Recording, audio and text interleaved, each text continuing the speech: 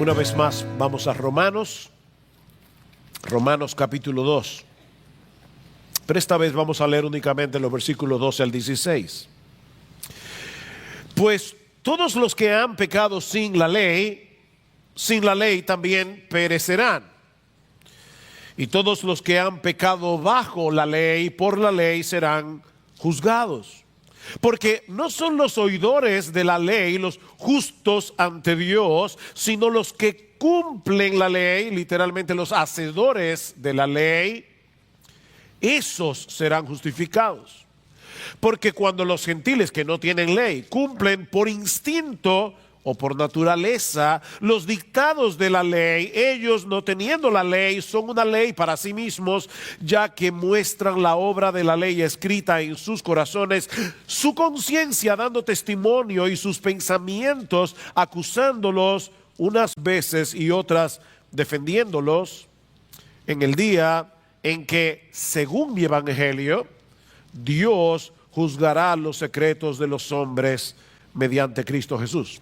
Una de las preguntas que los creyentes escuchamos a menudo cuando predicamos la palabra y que suele ser no un simple cuestionamiento, sino más bien una objeción velada a la fe cristiana, es la siguiente: ¿y qué de las personas que nunca han tenido la oportunidad de escuchar el evangelio?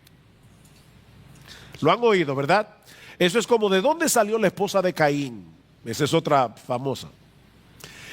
¿Qué de las personas que nunca han tenido la oportunidad de escuchar el evangelio? ¿Acaso se van a condenar por no creer en un Jesús del cual nunca han oído? Bueno, aunque ese no es el tema central que Pablo está tratando aquí, este pasaje responde esa pregunta, y la responde en una forma clara, llana, contundente, porque el tema de esta sección de la carta a los romanos que hemos estado estudiando en las últimas semanas es la realidad de que algún día todos vamos a comparecer ante el tribunal de Dios para darle cuentas. La historia humana termina en un tribunal. Pablo dice en el versículo 9 de Romanos 2 que toda alma debe comparecer ante el juicio de Dios. Y lo que Dios tomará en cuenta en ese día no es nuestra afiliación religiosa, no es nuestra fachada de decencia o incluso nuestra profesión de fe. Lo que Dios va a tomar en cuenta ese día son las obras que evidencian la realidad de la fe. El juicio de Dios, el juicio final, es un juicio de obras. Noten lo que dice el versículo 6, el cual pagará a cada uno conforme a sus obras. Nadie será salvo por sus obras, sino únicamente por la gracia de Dios en Cristo, por medio de la fe. Pero mis hermanos, en el día del juicio, Dios vindicará nuestra fe y al mismo tiempo mostrará el poder transformador del evangelio a través de las obras de aquellos que realmente creyeron en Cristo para salvación. Los que de verdad creen, obran. Los que no obran, en realidad no creen. No importa lo que digan con su boca. Pero el domingo pasado vimos también, estudiando la sección anterior, que el juicio de Dios será absolutamente imparcial. El juicio de Dios será absolutamente imparcial. Vean una vez más el versículo 11. Dice, porque en Dios no hay acepción de personas. Dice, serán juzgados todos los judíos, primeramente, también los griegos, y eso incluye el mundo entero. Todos serán juzgados. No importa la raza, no importa la nación, no importa la afiliación religiosa. Todos serán juzgados porque en Dios no hay acepción de personas. Ahora, esa es una palabra interesante, la palabra acepción. Es una palabra griega compuesta, que en realidad significa que Dios no recibe o no toma en cuenta el rostro de la persona. Eso es lo que dice literalmente la palabra. Dios no toma en cuenta el rostro de la persona. ¿Han visto ustedes ese símbolo de la justicia de una mujer con el rostro vendado? Eso es exactamente lo que Pablo está diciendo aquí. Nuestro Dios no toma en cuenta el tipo de personas que estarán delante de Él en el día del juicio. Porque Él no toma en cuenta el tipo de cosas que nosotros solemos tomar en cuenta al evaluar a las personas. Él no tiene los prejuicios que tú y yo tenemos y que muchas veces afectan nuestro juicio. ¿No es así? Al evaluar a los demás, en mayor o menor grado. Y por favor, mis hermanos de IBCJ, no piensen ni por un momento que los cristianos están exentos de ser unos prejuiciados. Todos tenemos problemas con eso. Es por eso que Santiago tiene que advertirnos en su carta que no debemos tener favoritismos en el ejercicio de nuestra fe, porque esa es una tendencia muy humana. ¿Recuerdan cuando Samuel fue a la casa de Isaí para ungir al rey que iba a sustituir a Saúl? ¿Qué pasó cuando los hijos de Isaí comenzaron a llegar? Que Samuel se impresionó con el primogénito, un tipo alto, buen mozo, era presidenciable. Y Samuel dijo: delante del Señor estás ungido. Y Dios tuvo que decirle: Samuel, el gran Samuel, no mires a su parecer ni a lo grande de su estatura. Ven, era buen mozo y era alto. Porque yo lo desecho, porque Jehová no mira lo que mira el hombre, pues el hombre mira lo que está delante de sus ojos, pero Jehová mira el corazón. Me encanta cómo lo traduce la Nueva Versión Internacional. La gente se fija en las apariencias, pero yo me fijo en el corazón. Nuestro Dios no tiene prejuicios. Nuestro Dios no tiene favoritismos a la hora de juzgar a los demás. Como bien ha dicho alguien, cosas como la posición, la educación, la influencia, la popularidad, la apariencia física, no afectarán absolutamente en nada la decisión de Dios con respecto al destino eterno de una persona. En Él no hay acepción de personas. Ahora, hermanos, muchas veces nosotros olvidamos al leer la carta a los romanos que es una carta. Y las cartas no se leen como nosotros le estamos exponiendo cada domingo, por trozos. ¿Verdad que no? Tú recibes una carta y la lees de un tirón para poder tomar la idea. Bueno, cuando Pablo dice aquí que Dios no hace acepción de personas, él está argumentando algo, él está tratando un tema en particular, y es el hecho de que algunos judíos creían que por el mero hecho de ser judíos, ellos tenían ciertas ventajas a la hora de llegar al juicio de Dios. Noten lo que dice en el versículo 9 para poder tomar la idea. Habrá tribulación y angustia para toda alma humana que hace lo malo, al judío primeramente y también al griego. Pero gloria y honor y paz para todo el que hace lo bueno, al judío primeramente y también al griego, porque ahí está la razón. Porque en Dios no hay acepción de personas. Tal parece que muchos judíos pensaban que ellos iban a tener alguna ventaja en el día del juicio por el mero hecho de ser judíos. Después de todo, ellos eran el pueblo del pacto, ellos eran los descendientes de Abraham. Y por si todo eso fuera poco, a diferencia de los pueblos paganos, ellos tenían en sus manos la ley que Dios le dio a Moisés en el monte Sinaí.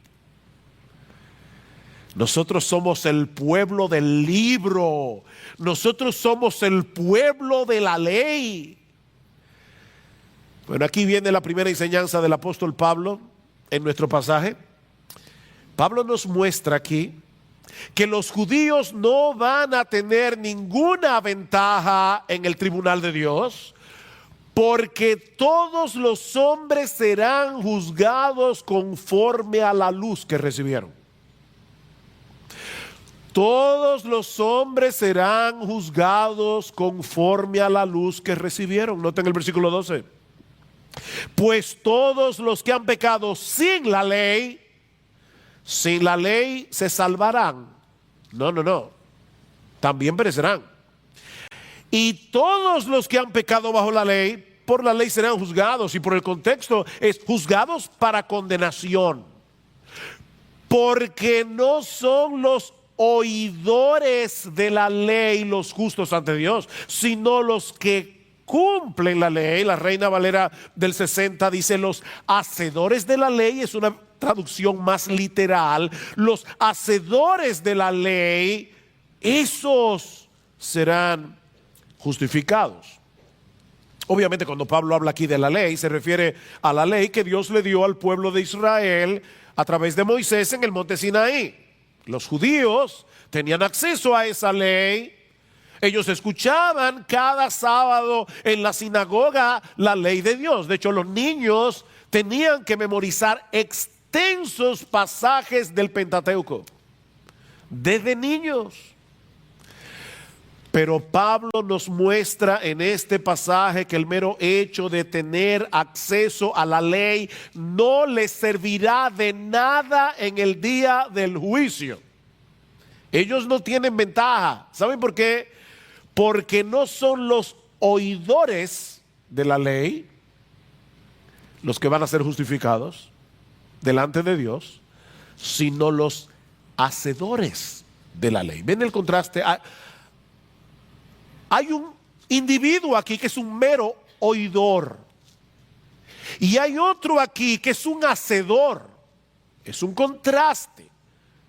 De hecho, noten que es el mismo tema que Pablo viene tratando desde el versículo 1. Dice: por lo cual, Romanos 2, no tienes excusa, oh hombre, quien quiera que seas, tú que juzgas. Está hablando primariamente a los judíos. Pues al juzgar a otro, a ti mismo te condenas, porque tú que juzgas, practicas lo mismo. Ellos eran oidores, pero no hacedores de la ley. Piensen por un momento en la diferencia que existe entre un estudiante universitario que tiene que pasar la materia y uno que está de simple oyente. ¿Saben lo que es eso, verdad? Un individuo que dice: yo no voy a estudiar una carrera, simplemente me interesa esta materia, la voy a tomar de oyente. Bueno, el estudiante tiene la obligación de asistir a clases, él tiene que rendir un examen al final para que el profesor pueda evaluar lo que él aprendió. Pero al oyente solo se le pide que asista a clases. Al final él no va a tomar ningún examen, no se le va a poner ninguna calificación. Bueno, mis hermanos, lo que Pablo está diciendo en este texto es que Dios no tiene oyentes en su clase. No hay oyentes. Todos serán evaluados conforme a lo que aprendieron y pusieron en práctica, no simplemente porque estuvieron allí cuando se impartió la materia. Es lo mismo que nos enseña Santiago en su carta: pero sed hacedores de la palabra. Es la misma palabra griega que aparece en Romanos 2. Sed hacedores de la palabra y no tan solamente oidores. La misma palabra otra vez de Romanos 2. Engañándoos a vosotros mismos, porque si alguno es oidor de la palabra, pero no hacedor de ella, este es semejante al hombre que considera en un espejo su rostro natural. Porque él se considera a sí mismo y se va y luego olvida cómo era. Mas el que mira atentamente en la perfecta ley, la de la libertad, y persevera en ella, no siendo oidor olvidadizo, sino hacedor de la obra, este será bienaventurado en lo que hace. No el oidor, sino el hacedor. El que es un mero oidor, pero no es un hacedor, se está engañando a sí mismo, dice Santiago. Él se siente bien consigo mismo porque él viene todos los domingos a la iglesia. Él lee la Biblia. Es más, hasta escucha sermones en YouTube. ¡Wow! Pero ¿sabes qué? Eso no es lo que Dios va a tomar en cuenta en el día del juicio. lo que Dios va a tomar en cuenta es lo que tú hiciste con eso que leíste y escuchaste. Los que se conforman con leer y escuchar y luego no hacen nada, es muy probable que vayan camino al infierno creyendo que son lo que no son. Eso es serio. Y mis hermanos, como pastor de esta iglesia, como yo le decía una vez a una persona que venía a esta iglesia, le decía: mira, tú sabes que yo te amo, tú sabes que yo te amo, y sabes cuál es mi temor viendo tu estilo de vida, a pesar de que tú profesas ser cristiana. Mi temor es que en el día del juicio tú seas enviada al infierno, y aunque yo te caiga mal, prefiero amarte y decirte que tú estás en peligro. Tú estás en peligro, tú eres una oidora de la palabra, pero no eres una hacedora. ¿Y qué dice Pablo aquí? No son los oidores de la ley los justos ante Dios, sino los hacedores los que serán justificados. Ahora, mis hermanos, ya yo me imagino lo que debe estar pasando por la mente de muchos aquí. Pero ven acá, por fin, ¿la salvación es por la fe? ¿O es por obedecer la ley? ¿Se está contradiciendo Pablo aquí? Porque apenas unos versículos más adelante, Romanos capítulo 3, versículo 20, Pablo dice de la manera más clara posible que por las obras de la ley ningún ser humano será justificado delante de Dios. ¿Ven? Por las obras de la ley ningún ser humano será justificado delante de Dios. Y en ese mismo capítulo 3 de Romanos, en el versículo 28, Pablo nos dice que el hombre es justificado por la fe aparte de las obras de la ley. Las obras de la ley no tienen nada que ver con nuestra justificación delante de Dios. De hecho, uno de los propósitos principales de la ley es mostrarnos que nadie puede guardar la ley perfectamente. Y eso es lo que Dios exige. ¿Tú quieres salvarte guardando los mandamientos? Tienes que guardarlos todos perfectamente, desde la cuna hasta la tumba. Nadie puede. Y de esa manera la ley nos mueve a buscar la salvación en Cristo. Al hacernos ver nuestra impotencia, la ley nos mueve a buscar salvación, no guardando la ley, sino creyendo en Jesús. Pablo dice en Gálatas capítulo 3, versículo 10, que todos los que dependen de las obras de la ley están bajo maldición. ¿Oíste bien? Están bajo maldición, pues escrito está: maldito todo aquel que no permaneciere en todas las cosas escritas en el libro de la ley para hacerlas. Y que por la ley ninguno se justifica para con Dios es evidente, dice Pablo, porque el justo por la fe vivirá. Por la fe. Y en ese mismo capítulo de Gálatas, más adelante, Pablo dice: de manera que la ley ha sido nuestro ayo. La palabra griega ahí, ustedes la conocen, se la saben, pero no saben que se la saben. Es la palabra griega paidagogos, que significa, de donde viene la palabra pedagogo. Paidagogo es uno que guía a los niños, esa es la idea. Un guiador de niños. Bueno, lo que Pablo dice es que la ley es un pedagogo para conducirnos a Cristo, a fin de que seamos justificados por la fe. Ven, la ley no salva a nadie. Como hemos dicho otras veces, es como un letrero que dice: esta es la ruta para Santiago. Bien, si sigues el letrero vas a llegar a Santiago. Si te subes en el letrero no vas a llegar a ningún lado. Es un mero letrero.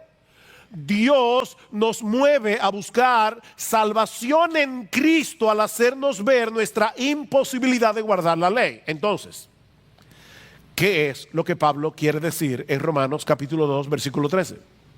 Porque Pablo dice allí: no son los oidores de la ley los justos ante Dios, sino los que cumplen la ley, los hacedores de la ley, esos serán justificados. Yo creo que Pablo quiere decir dos cosas. Por un lado, que los verdaderos creyentes se distinguen porque aman la ley de Dios. y en dependencia del Espíritu de Dios tratan de vivir a la luz del conocimiento que ellos tienen de la verdad revelada en la palabra de Dios. Los verdaderos cristianos obedecen a Dios, no perfectamente, pero sí sinceramente. Ellos son hacedores de la ley. Pablo dice en Romanos capítulo 8, versículo 7, que una de las características de aquellas personas que no han sido regeneradas todavía por el Espíritu de Dios, están en su estado natural, tal como nacieron del vientre de sus madres. Una de las características, dice Pablo, es que no se sujetan a la ley de Dios ni tampoco pueden. ¿Cuál es la conclusión? Que los que son regenerados sí se sujetan a la ley de Dios y pueden obedecerla, no perfectamente, pero sí sinceramente. De hecho, Pablo va a decir acerca de sí mismo en Romanos capítulo 7, versículo 22, dice: yo tengo una lucha con el pecado todos los días, pero ¿saben qué? En el hombre interior yo me deleito en la ley de Dios. Esa es la característica de un verdadero creyente. Yo me deleito en la ley de Dios. El impío no puede ni quiere sujetarse a la ley, pero el creyente se deleita en la ley y sinceramente desea obedecerla. ¿Saben por qué? Porque él ama a Dios. Antes él era un amador de sí mismo y solo quería hacer su voluntad. Ahora él es un amador de Dios y quiere hacer la voluntad de Dios. Mis hermanos, esto es muy sencillo. ¿Qué pensarían ustedes de un hombre que dice amar a su esposa con todo su corazón, pero no hace el menor intento de agradarla? ¿No tendríamos nosotros todas las razones del mundo para poner en duda ese amor? Eso es exactamente lo que pasa entre nosotros y Dios. Juan nos dice en su primera carta: en esto sabemos que nosotros conocemos a Dios. ¿Saben cómo? Si guardamos sus mandamientos.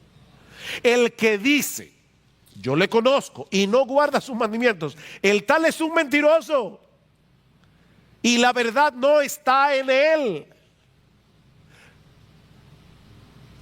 Es un mentiroso. Se engaña a sí mismo y quiere engañar a los demás.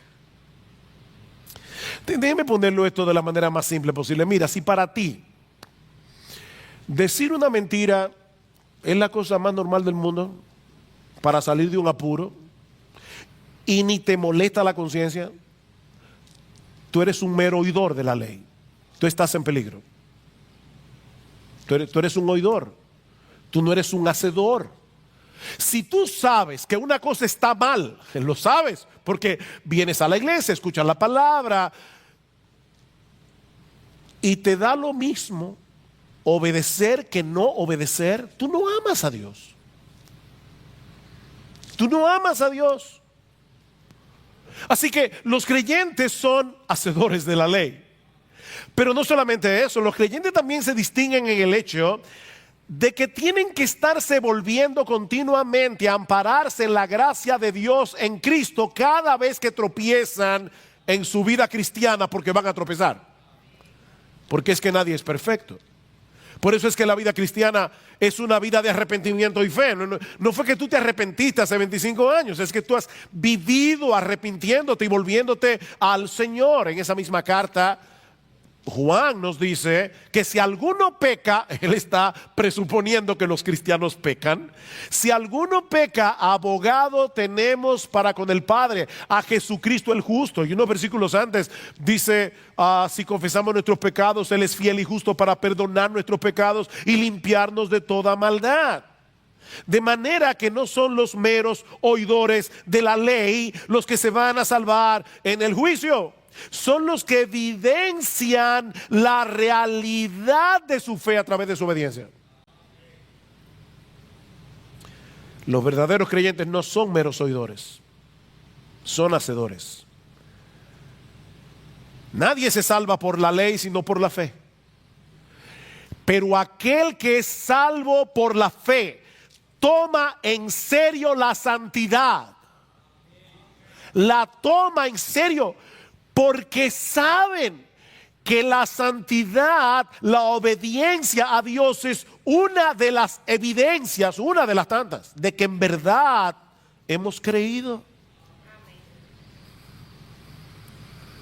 Miren, es una pena, hermanos, pero yo creo que en muchas iglesias evangélicas hay un montón de personas que van camino al infierno porque un día en una campaña evangelística hicieron una decisión, levantaron su mano, le pidieron a Jesús que entrara en su corazón y ellos creen que por eso van camino al cielo. Imagínate que tú le dices a una persona, ¿tú sabes que tú eres pecador? Sí, yo sé que yo soy pecador. ¿Y tú quieres ir al cielo?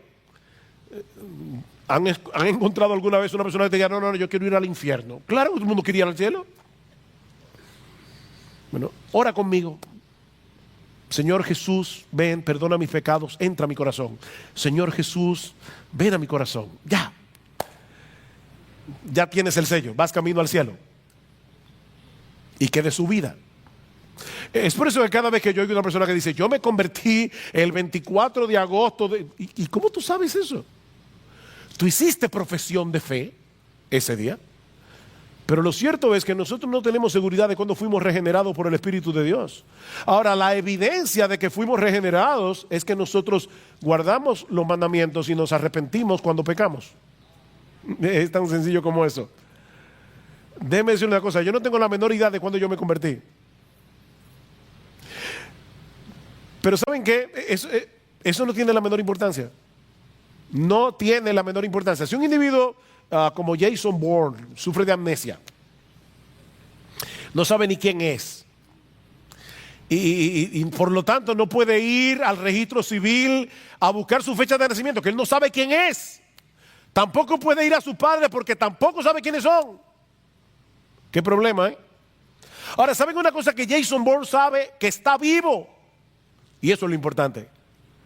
El punto del cristiano no es saber cuándo fue el día, la hora, la fecha en que Dios me regeneró. Lo que yo quiero saber es que estoy vivo espiritualmente porque me importa la ley de Dios, porque amo a Dios, porque deseo obedecer a Dios y cuando peco me arrepiento. Estoy vivo, eso es lo importante.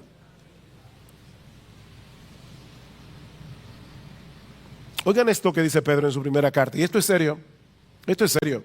Si invocáis por Padre a aquel que sin acepción de personas juzga según la obra de cada uno, conducíos en temor todo el tiempo de vuestra peregrinación.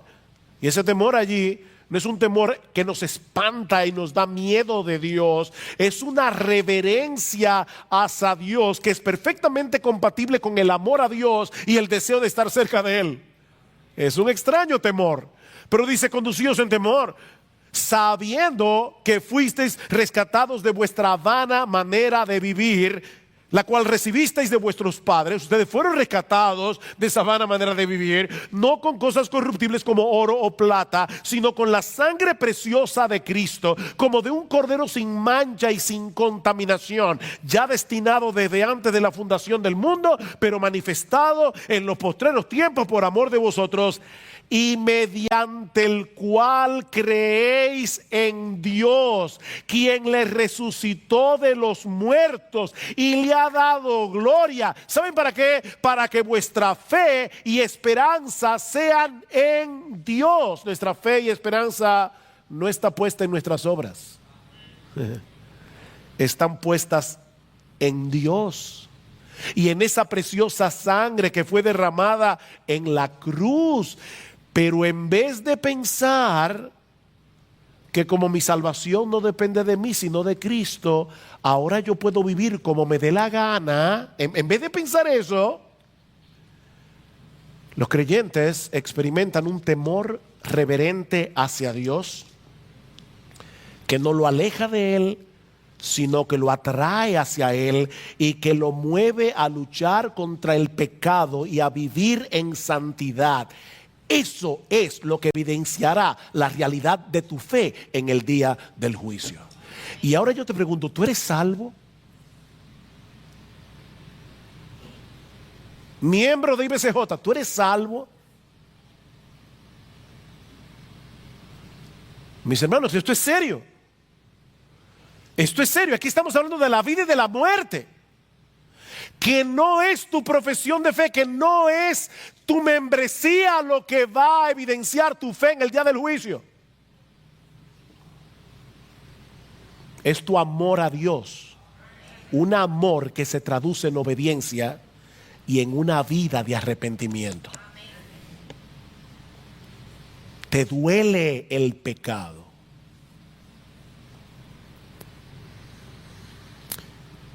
Pastor, pero usted no ha respondido a la pregunta con que inició este culto. ¿Y qué de todos aquellos que no han tenido la bendición de tener un ejemplar de la Biblia en sus manos? ¿Que nunca leyeron los 10 mandamientos? ¿Se van a condenar? Bueno, escuchen la respuesta de Pablo ahora a esa pregunta. Versículo 12 otra vez. Pues los que han pecado sin la ley. Ya vimos lo que pasa con aquellos que tienen la ley, tienen la Biblia, escuchan la palabra de Dios. Pero ¿qué de aquellos que no conocen la ley? Dice, pues todos los que han pecado sin la ley, es decir, no que son sin ley en absoluto, lo vamos a ver ahora, sino que no tienen un ejemplar de la Biblia. Ellos nunca han visto el decálogo, ellos nunca han visto los 10 mandamientos. Todos los que han pecado sin la ley también perecerán. Los que han pecado no van a perecer por no tener la ley, sino por su pecado. ¿Ven? Pecaron y perecerán, y la palabra que se usa allí es pecado, es perecer en el infierno. Por su pecado. Pastor, ¿y no es eso injusto? No. Hay al menos 3 razones de por qué esas personas se van a perder. La primera es porque rechazan el conocimiento que Dios le ha dado al mundo entero de sí mismo a través de la creación. Ya nosotros vimos eso en Romanos 1:18. Dice, porque la ira de Dios se revela desde el cielo contra toda impiedad e injusticia de los hombres, de todos los hombres, que detienen con injusticia la verdad, que restringen la verdad, porque lo que se conoce acerca de Dios es evidente dentro de ellos, pues Dios se lo hizo evidente, porque desde la creación del mundo, sus atributos invisibles, su eterno poder y divinidad, se han visto con toda claridad, siendo entendidos por medio de lo creado, de manera que no tienen excusa. Hay un libro allí para que cualquiera lo pueda leer. Los cielos cuentan la gloria de Dios, el firmamento anuncia la obra de sus manos. No tienen excusa. Pero lo segundo es que Dios ha puesto en todo hombre un sentido moral innato que es conforme a los dictados de la ley, aunque se encuentre distorsionado por causa del pecado. Note lo que dice el versículo 14. Porque cuando los gentiles que no tienen la ley en sus manos cumplen por instinto, la palabra allí es naturaleza, cumplen por naturaleza los dictados de la ley, ellos, no teniendo la ley, son una ley para sí mismos, ya que muestran la obra de la ley escrita en sus corazones. ¿Qué es lo que Pablo está diciendo allí? Que todos los hombres vienen de fábrica con cierta comprensión de lo que exige la ley. Es por eso que Pablo usa la expresión las obras de la ley. Noten que no dice que la ley está escrita en su corazón. No, en el creyente es que la ley está escrita en el corazón. Eso es una promesa del nuevo pacto. Lo que está escrito en el corazón de todos los hombres son las obras de la ley, lo que exige la ley, lo que ordena la ley. Eso fue estampado en el corazón de todos los hombres, porque fuimos creados a imagen y semejanza de Dios. No somos animales. Somos seres racionales. Eso viene incluido en el hecho de ser humano. Es por eso, mis hermanos, que en todas las culturas del mundo, y le pueden preguntar a cualquier antropólogo, en todas las culturas del mundo hay un sentido de lo bueno y de lo malo. En todas las culturas del mundo. ¿De dónde viene eso? Y en todas las culturas del mundo se condenan las mismas cosas que se condenan en la ley, en mayor o menor grado. La desobediencia a los padres, el robo, el adulterio, la mentira, el homicidio. No existe una sociedad, por ignorante que sea, donde los hombres no posean ese sentido innato que los lleva a aprobar lo bueno y a condenar lo malo. Y no olvides eso, mi hermano, cuando tú le prediques el evangelio a alguien. No lo olvides, porque tú tienes un aliado en el interior de esa persona, aunque él o ella no lo quiera reconocer. Hay un aliado allí. Él sabe lo que es lo bueno y lo malo, él lo sabe. Que no se haga el tonto. Y eso nos lleva a la tercera razón de por qué son condenados los paganos que no tienen ley. Y es que todos los hombres poseen una conciencia moral que pasa juicio sobre sus acciones. Vean lo que dice el versículo 15. Ya que muestran la obra de la ley escrita en sus corazones, su conciencia dando testimonio y sus pensamientos acusándolos unas veces y otras defendiéndoles. Tenemos una conciencia y esa conciencia es un tribunal interior. O sea, lo que estoy diciendo es que no es simplemente que el pagano que no tiene en sus manos la Biblia sabe que existe lo bueno y lo malo. No. Es que él tiene una conciencia que lo acusa de pecado cuando hace lo malo. Hay una tribu en África, estuve leyendo recientemente, que tiene una forma muy extraña de buscar al culpable. Ellos toman un cuchillo, lo calientan, me imagino que no demasiado, ¿verdad? Pero calientan el cuchillo, ponen a todos los acusados en línea. Y le sacan la lengua. Le pegan el cuchillo. Porque ellos saben que el culpable va a tener la boca seca por su complejo de culpa. Y por lo tanto lo va a quemar más que a los otros. Una forma rara de buscar culpables, pero fíjense cómo ellos entienden que el complejo de culpa te impacta, te afecta, ¿no es así? Tienes una conciencia. Esa conciencia se puede insensibilizar cuando tú la resistes por mucho tiempo, pero eso no niega la realidad de que todos nacemos con ese tribunal interior. Y lo grande es que ese tribunal solo dice bueno o malo, bien o mal, culpable e inocente. Debo hacer una confesión pública aquí. No quiero que me miren raro a partir de ahora, pero en mi casa, mi papá enfatizaba mucho el tema de la honestidad.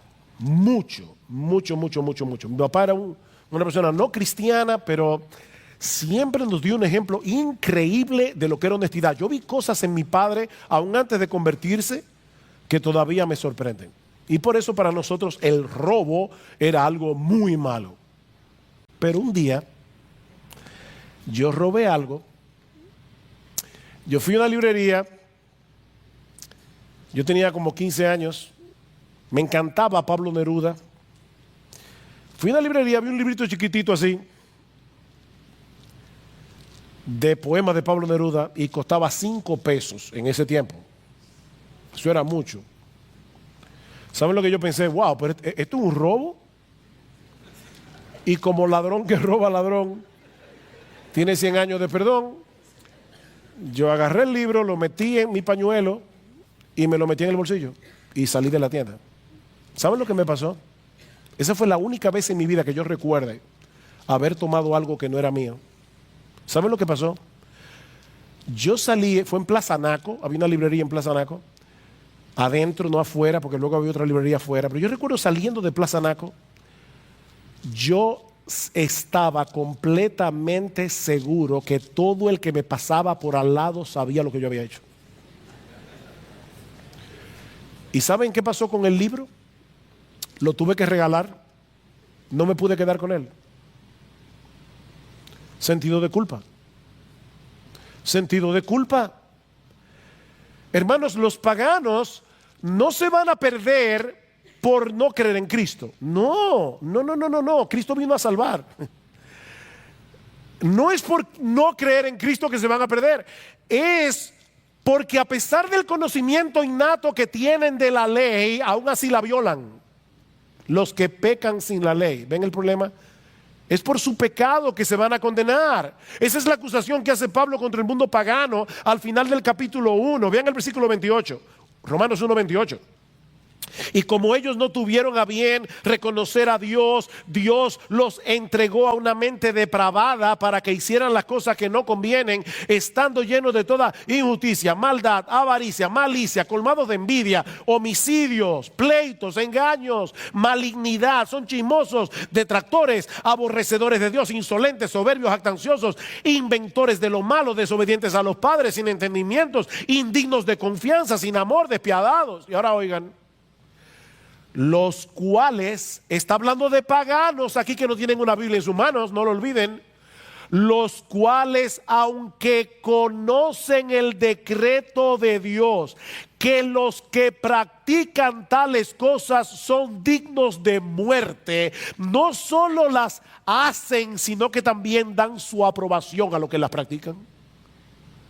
Dice, la conciencia que hay en ellos saben que esas cosas son dignas de castigo y aún así las hacen. Mis hermanos, esa es la razón por la que nosotros debemos estar tan interesados en el evangelismo y en el movimiento misionero. Porque todos los hombres están condenados por causa de sus pecados y necesitan creer en Cristo para ser salvos. Esto no es una mera doctrina, esto es algo que debe impactar nuestro corazón. Yo recuerdo haber leído de Francis Schaeffer, uno de los más grandes pensadores, uno de mis héroes, uno de los más grandes pensadores cristianos del siglo XX. Una vez estaban allí en la mesa y le preguntaron, señor Schaeffer, ¿qué va a pasar con aquellos que nunca han escuchado el evangelio? Y alguien que estaba sentado a la mesa dice que Francis Schaeffer se tapó la cara y comenzó a llorar. Comenzó a llorar porque sabe que esas personas están perdidas. Por eso Pablo va a decir más adelante en Romanos capítulo 10, porque no hay diferencia entre judío y griego, pues el mismo que es Señor de todos es rico para con todos los que le invocan, porque todo aquel que invocar el nombre del Señor será salvo. No importa si se trata de un hombre civilizado o si es de un indígena en medio de la selva de las Amazonas, todo aquel que invocar el nombre del Señor será salvo.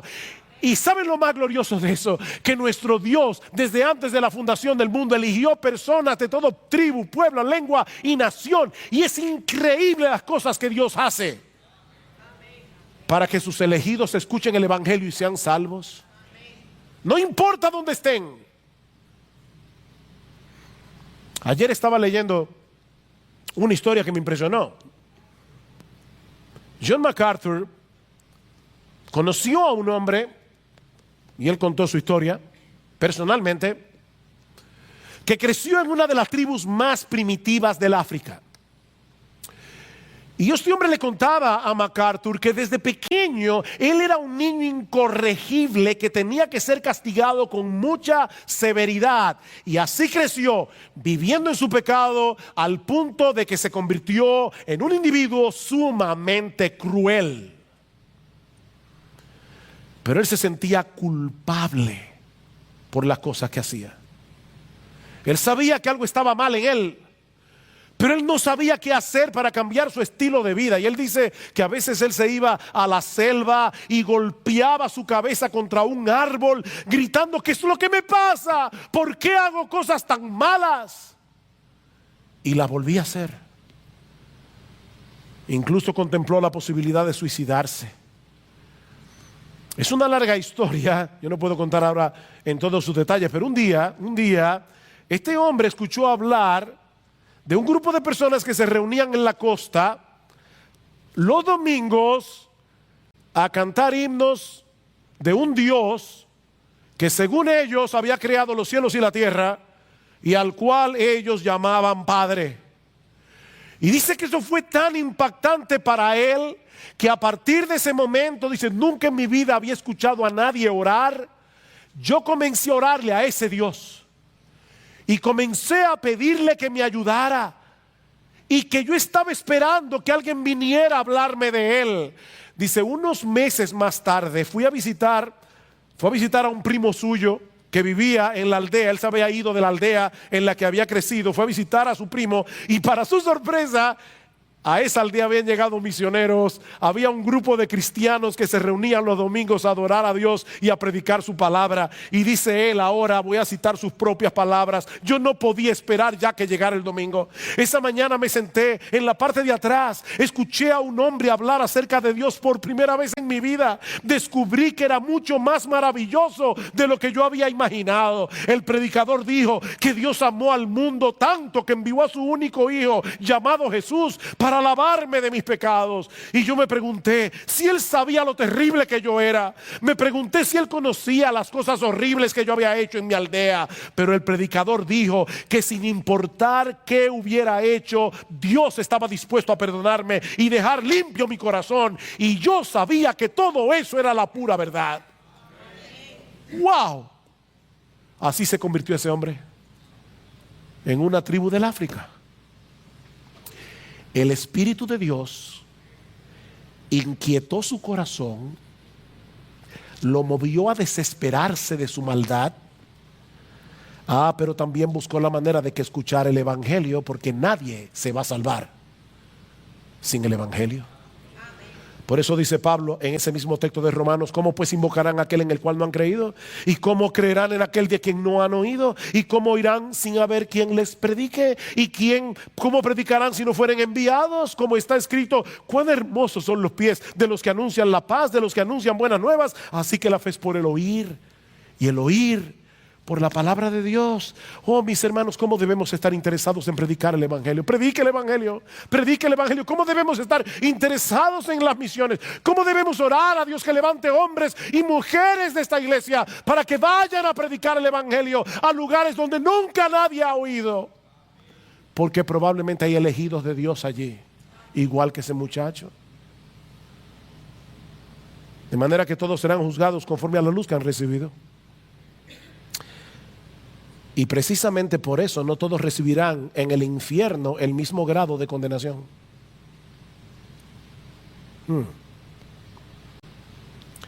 Mira, déjame decirte algo. Todo sufrimiento en el infierno, todo grado de sufrimiento en el infierno será horrible. Pero aquellos que recibieron más luz de las Escrituras y aún así la rechazaron, recibirán mayor condenación. Porque todo aquel a quien se haya dado mucho, mucho se le demandará, dice el Señor en Lucas 12, y al que mucho se le haya confiado, más se le pedirá. Es por eso que en una ocasión el Señor Jesucristo habló palabras tan duras contra Betsaida, Corazín y Capernaum, 3 ciudades judías de Galilea, porque ellos no solo conocían la ley, sino que también tuvieron el privilegio de escuchar las enseñanzas del mismo Jesús y ver sus milagros, y aún así no se arrepintieron. ¿Y saben lo que dice Cristo?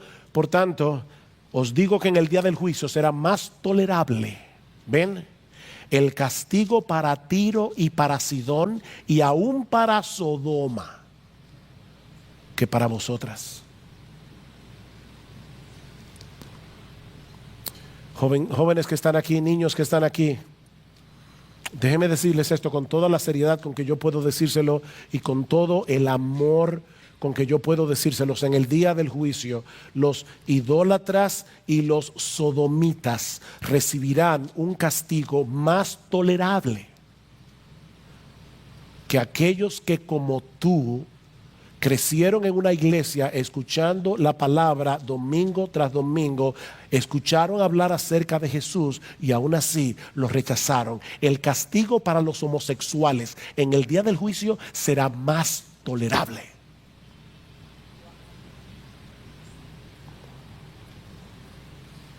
Mira, mi amigo, tu principal preocupación no debe ser lo que va a suceder con aquellos que nunca han oído el Evangelio o que nunca han tenido en sus manos los 10 mandamientos. No, mi amigo, tu principal preocupación es que algún día tú vas a tener que comparecer ante el tribunal de Dios y tú no vas a tener excusas por haber rechazado al Jesús del que tanto oíste. Esa debe ser tu preocupación. Pero Pablo nos dice algo más en nuestro texto acerca de este juicio. Y es que en ese tribunal Dios juzgará los secretos de los hombres mediante su evangelio. Versículo 16.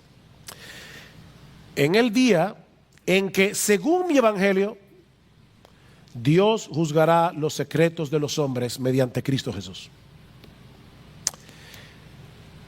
Mis hermanos, Jesucristo será el juez en ese tribunal. De hecho, el mismo Jesús le dijo a los judíos en cierta ocasión, Juan capítulo 5, el Padre no juzga a nadie, sino que todo el juicio se lo ha confiado al Hijo, para que todos honren al Hijo, así como honran al Padre.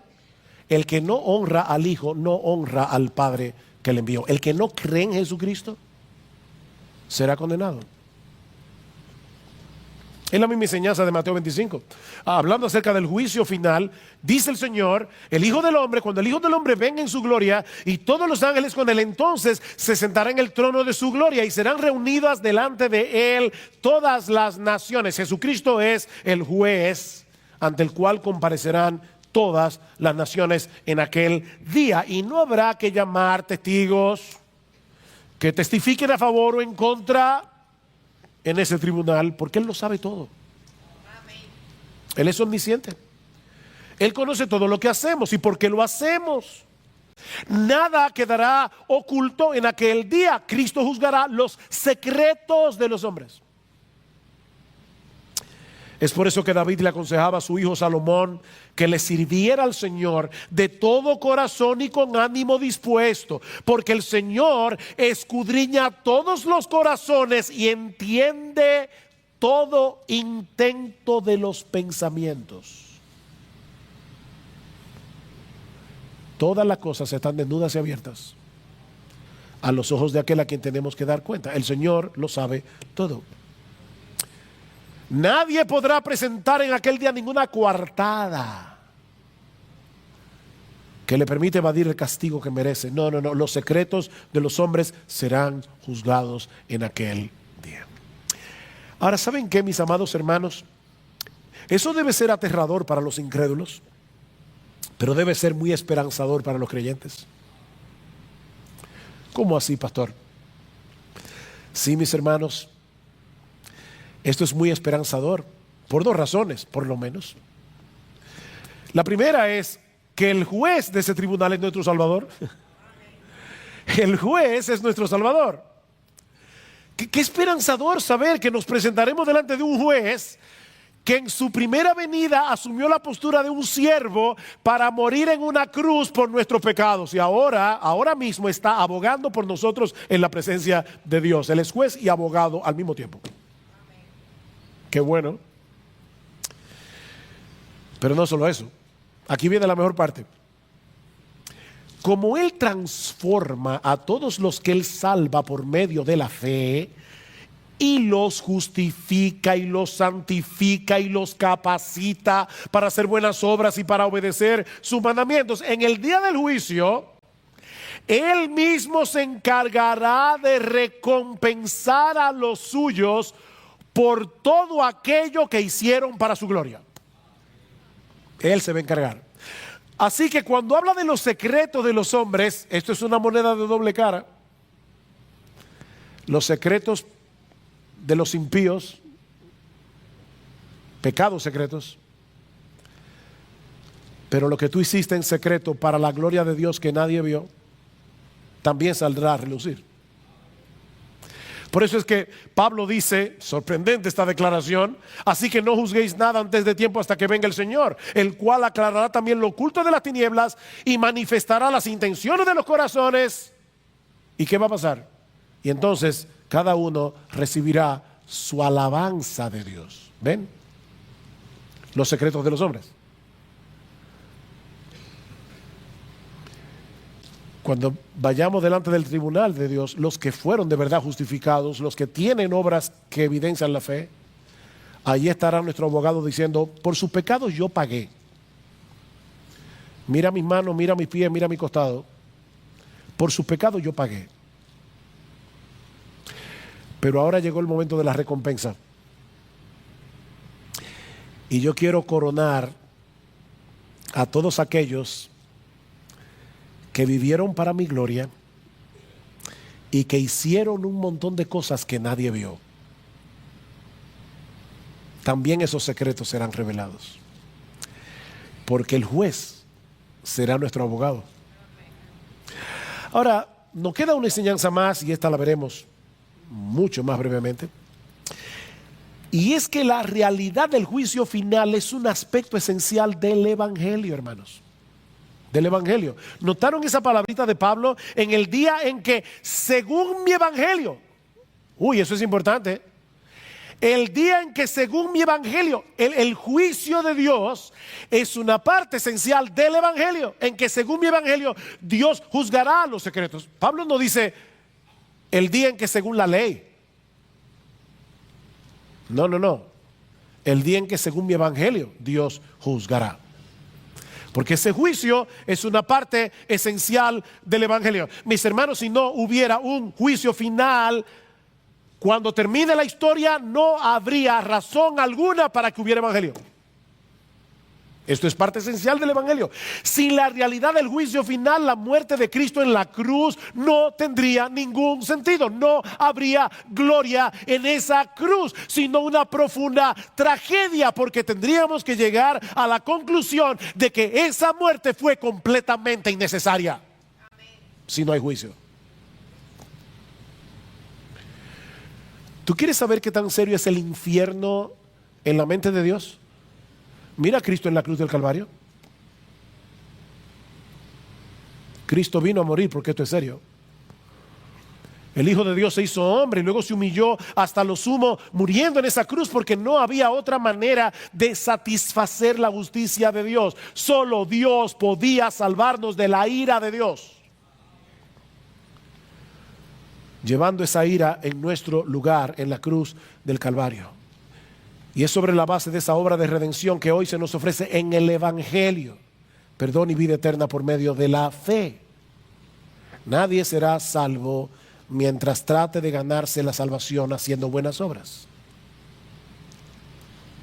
Pero en el día del juicio final, la gloria de Cristo será manifestada en todo su esplendor cuando veamos en la presencia de Dios a una multitud de hombres y mujeres de todo pueblo, tribu, lengua y nación, evidenciando el poder del Evangelio en sus vidas a través de sus buenas obras y su obediencia evangélica a los mandamientos de Dios. Obediencia evangélica, una obediencia movida por la gratitud, no para ganarse la salvación, sino porque ya fuimos salvados solo por gracia, solo por Cristo, solo por medio de la fe.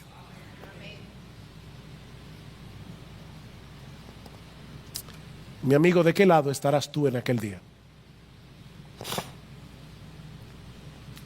¿Del lado de aquellos que vivieron para su propia gloria,